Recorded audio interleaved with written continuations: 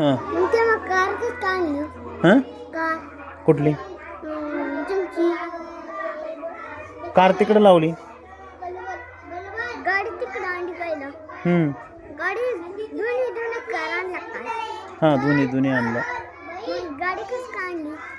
गाडी बी आणली चालवीत. त्याच्यात मॅडम बसून तुम्ही बसा.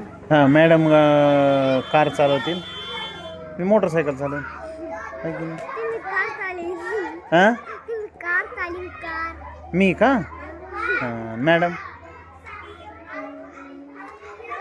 गाडी चालली. आणि काही तर मी विक्रांतची गाडी. विक्रांतची गाडी.